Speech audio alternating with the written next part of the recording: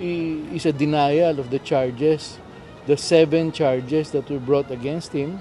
And at the same time, nakalagay din po ang kontra sa laysay ni Mr. Ang doon kung anong alam niya na talagang mga pangyayari at kung anong tunay na background na kinalakihan ni Don Don, ano? At kung ano sa ebidensya na aming napangalap ang siyang mga gawain at nagawa ni Don Don tungkol sa mga missing sa Bungeros. Ano?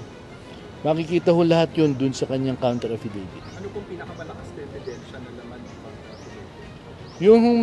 Yung laman ho ng counter affidavit laban kay Don Don, yung pinakamalakas ho sa tingin ko ay kung ano yung mga ebidensya ding ipinresenta ng CIDG na kung unang-una yung may isang video kitang-kita si Don Don na bit niya yung isang nawawalang sa Bungero hanggang ngayon, no?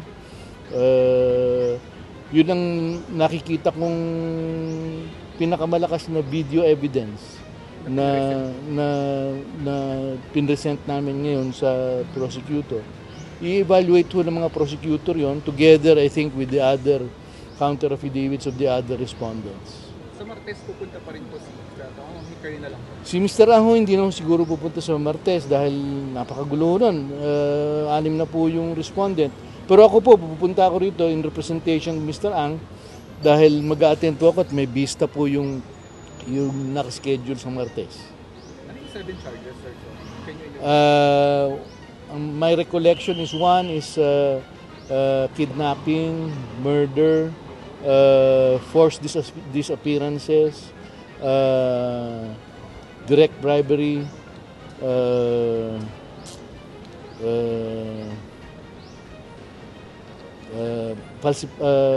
tampering of passport.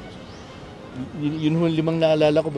There were 7, I recall correctly. Makikita naman ho natin yun dun sa complaint. Anong next step? Well, right now we will await the hearing on Tuesday, and we understand that the complainants would like to file a reply affidavit to the counter affidavit of Mr. Ang, perhaps of the others also.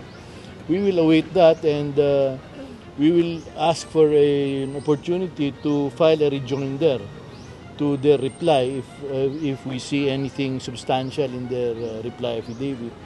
And eventually, we will also ask the panel for an opportunity to file a memorandum of our positions, and given the evidences that were presented both by the complainants and by the defense, we will summarize it in a memorandum which we trust will aid the panel of prosecutors in resolving the case.